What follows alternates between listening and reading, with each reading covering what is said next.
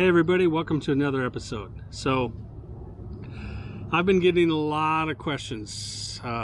Questions about the updates on my rig, updates on my truck. So, I thought I was in the mood to go for a bike ride, so my buddy and I decided we're going to meet up and do that. So, while we're going on this bike ride, why don't I go ahead and give you guys a bunch of updates as we're riding along, so it's not just a boring video of me sitting in front of the camera. How's that sound to you guys? Sound fun? All right, let's go. And I'll start and answer some of these questions. So we decided to go and ride the West Orange Trail, which basically goes from Claremont up to Apopka. We're probably only going to do 10, 20 miles of it, so that won't get us all the way there. We're starting in Claremont. It's the lake behind me here at the park in downtown Claremont, and then we're going to ride... we'll see how far we go, and then we get back, maybe have a beer or two and some lunch. Anyway, while we're going on this ride, I'm going to answer some questions. We got a bird that wants to interrupt the video. So we're going to answer some questions about updates on my truck, as well as updates on the RV. I did hear back from Grand Design, so stay tuned for that. You guys are going to be shocked at their response. So let's go ahead and get ready and get on that bike ride. So while you're watching us ride along the West Orange Trail, let me give you some updates about the truck, and then we're going to get into my RV. But first, before we get into that, let me do a shout out to Palm Bay Ford, who did a fantastic job of getting me in and out and turned around in just a few days. I can't thank them enough for that.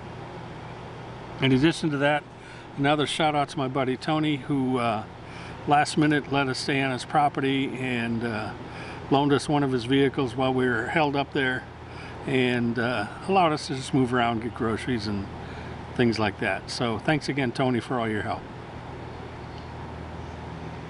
Now let's dive into the truck. So, and by the way, as we go along here, I'm going to be popping up some previous videos and things like that, so you can kind of remember what happened in those other episodes. But the truck is running fine now, and I will say I got countless comments from all of you that even though Ford says do not put additives in the fuel tanks when you're filling up, all of you, or many of you, has suggested that I do just that. So you all had your favorite brand of treatment that you put in there, but you all said every gas tank, every time you fill up, you put an additive, a bottle in there. So I think I'm going to adapt that into my regiment of maintaining the fuel system, and most importantly, that CP4 pump that Ford has on the unit. After doing a lot more research, I was incorrect in that last video when I talked about when GM and Dodge had moved from the CP4 pump, and I apologize for that. Some initial research that I found had given me that information. I was wrong, so they had switched out a little bit earlier than that to the CP3 pump. So my apologies for the misinformation there. Ford, sadly, that part I did get right. They can't change to the CP3 pump. They are stuck with that CP4 pump because the valley within that new engine, that 6.7, just isn't large enough to be able to hold that. Now, there is a replacement product out there, and S&S apparently makes a replacement product that is a little more forgiving in the fuel system. However, that is not covered under warranty, and I'm not about to spend that kind of money out of my pocket to put that fuel system in there, or that fuel pump in there, and avoid my warranty. In addition to that, S&S also makes a disaster prevention kit. I think it's about $400 or $500. Once again, according to Ford, if I add that to the vehicle, I'll avoid my warranties. So I'm going to wait till my warranty's over before I start to consider those types of things. Hope that was informative to you guys and what you should and shouldn't do. As I mentioned, and I'm going to change them every other oil change rather than the recommended every 3 oil changes that Ford recommends. So this should help improve the wear and tear of the fuel system in the 6.7 liter truck. And lastly about the truck, a lot of you said or suggested that, oh, you must have put DEF in the fuel tank. No DEF went in the fuel tank. That wasn't the cause. I was religious about changing those fuel filters. It's just bad fuel, and to be honest, that CP4 pump, they're relying on the lubrication or the oil that's in the diesel fuel, and here in the United States we sometimes can pick up fuel that just doesn't have enough lubricant in there, and that's what really makes these pumps struggle. So the additive in the tank, I think, is a good fail-safe to help keep everything lubricated well. And by the way, this part of the ride was beautiful, so why don't you sit back and enjoy this part. It's really pretty.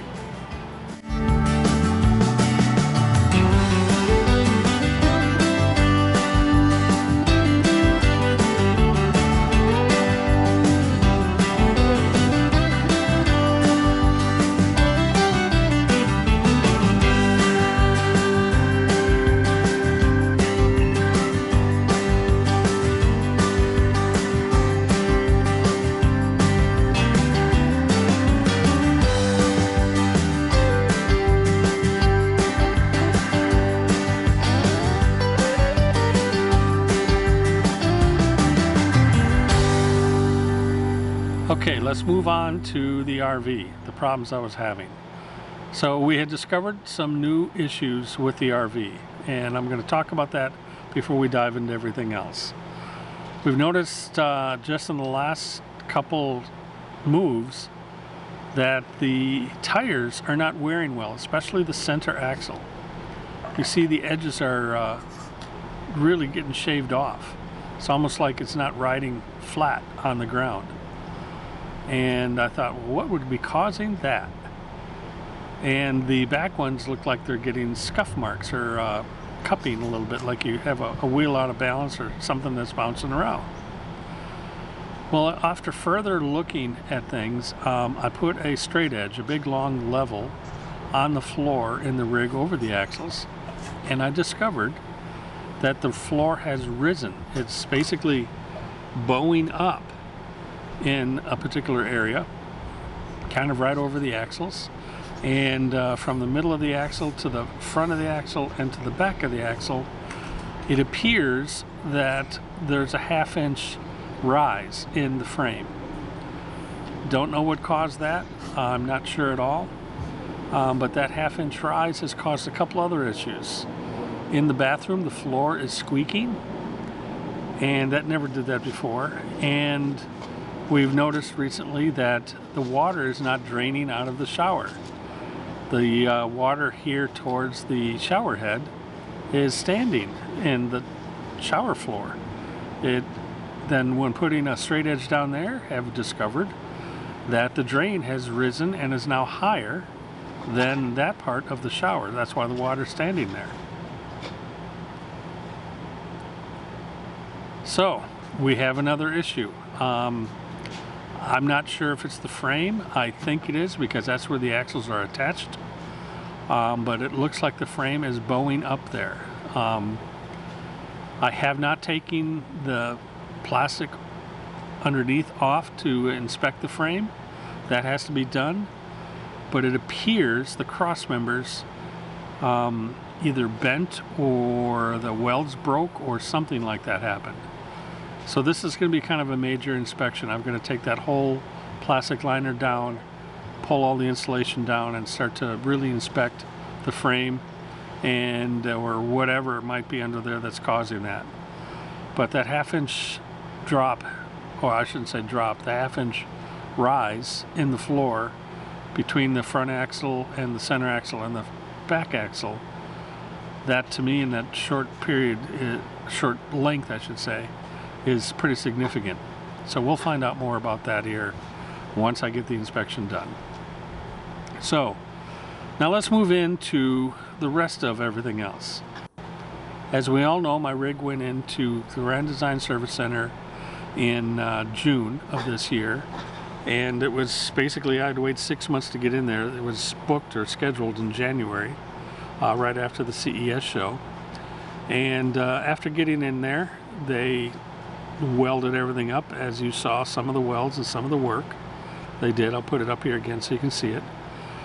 And when I left, after all the repairs were done, as you guys all know, somebody made a mistake and didn't disconnect the batteries, and they blew up every one of my lithium batteries, along with several other electronic appliances.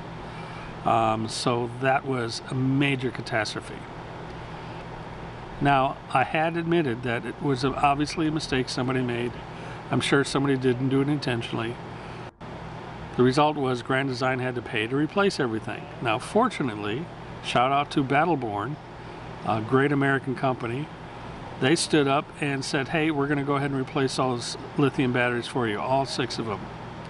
So, couldn't be more grateful about Battleborn and the customer service and how they stand behind their product. In fact, they are a model of a company that stands behind their product, even though it wasn't their fault, even though it was destroyed because of someone else's negligence. So Grand Design didn't have to pay the $1,000 a piece for each of these batteries, so they got lucky there, because Battleborn was such a great company to work with, and I can't thank them enough, and I'll forever be grateful. However, we finally got all of that fixed. That finally got done, I think it was September, when everything finally got fixed. And I shared with you guys that all the work they did in June, all the welding they did, while I wasn't sure if it was the quality it should have been, they assured me that they redid the welds, but it was all covered up and there's no way for me to see. So I don't have a lot of confidence that they actually repaired the welds like they said they did, because as we saw from another episode recently, that the frame is clearly flexing up at the kingpin, as you saw in this video, how it's bouncing around as it's running down the highway.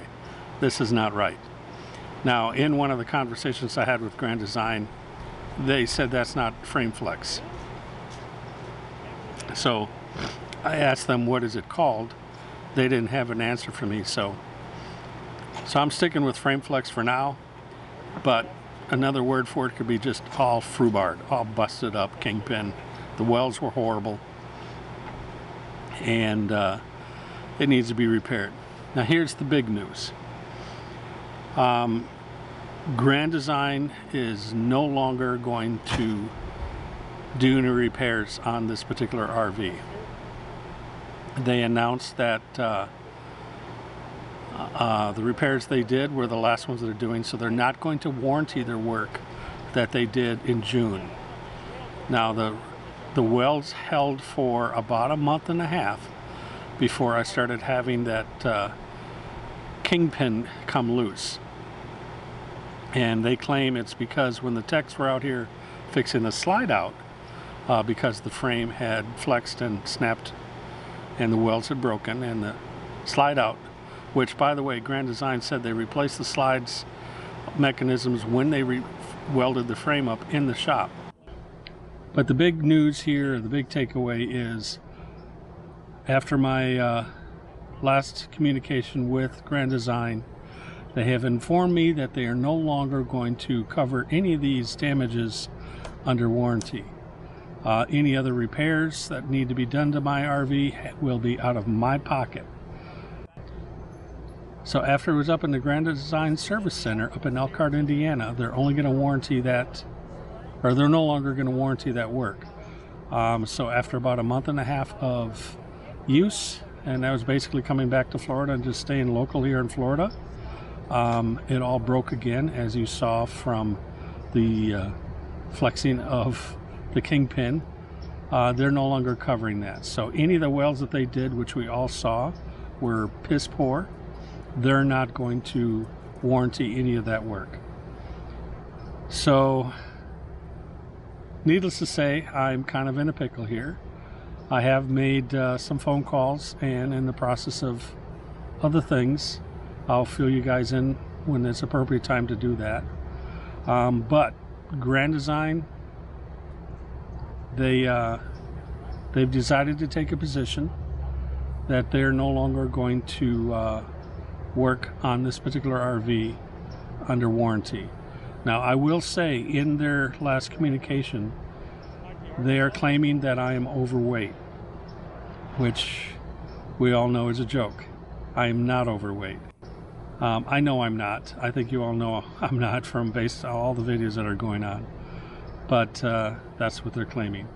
And I'm going to be going to a scale. In fact, I'm going to be doing a couple other things to measure the weight of this rig very precisely. I'm also going to be measuring the frame very, very precisely. We're going to be using lasers. And like I said, the whole underbelly is going to come off. Straight edges are going to go on. It's going to be highly documented of all the issues that are going on with this frame. So that's about all I want to say right now. That's all I've been advised to say or talk about. I just want to keep you guys in the loop what's going on. For those of you who have frame issues, I know there's a lot of you. You've all reached out to me before. But I am going to ask you all one more time to reach out to me again, but this time I'd like you to go ahead and try to email me. So if you'll just email me at mybucketlistday@gmail.com and go ahead and email me that you're having the frame issues with the Grand Design product. As I mentioned before, I will be giving you all updates on everything as the events take place. However, you'll just all have to be patient, and I will release new information as I'm advised that it's okay to do so. All right, everybody, that's the updates for now. There's more coming. As I mentioned before, I just can't share all of it. So once I have those updates, I will update you and let you guys know. Okay, so I have this question for you guys. If you were in my shoes, what would you do in this situation? I'd like to hear from all of you. Over the last couple of weeks, I've heard a lot of comments on some very extreme things that some of you would do. But aside from blowing things up and starting them on fire and that kind of stuff, I would like to hear, what would you guys do? So leave your comments below on what you would do on this. And then lastly, don't forget to hit that little like, subscribe, and ring that little bell. Let you know I'm putting out another video. Until the next time, make it a great bucket list day. Goodbye.